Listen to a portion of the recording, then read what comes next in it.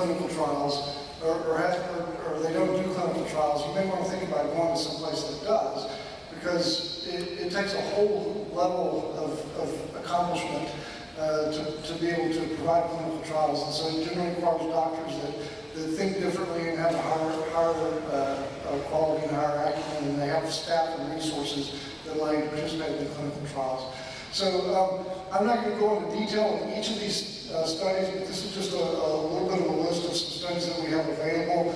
I left on the desk that if you have a desire to take a flyer with you, that you're welcome to call our center if you're interested in pursuing any of these studies that want to be seen with lung cancer.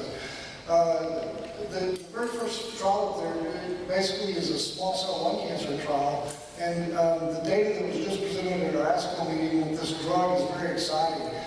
Small cell lung cancer is interesting because we've been using the same drugs for 40 years, and we've tested over 600 drugs and have found a drug that has been better in relapse disease. So when you treat small cell, you get a great response. When it comes back, most people only live about 4 months on average because the drugs that we have in relapse don't work very well. But this drug that we're testing at our cancer center, the preliminary data that just came out showed that it's pushing out survival to almost 12 months. And that's huge compared to the 4 months that we've had with the other 600 that we've tried. We also have a couple of studies looking at molecular markers that are in the blood. And a lot of times when you get a lung cancer diagnosis, you get it through biopsy, maybe through a block, where you just get a very small amount of tissue.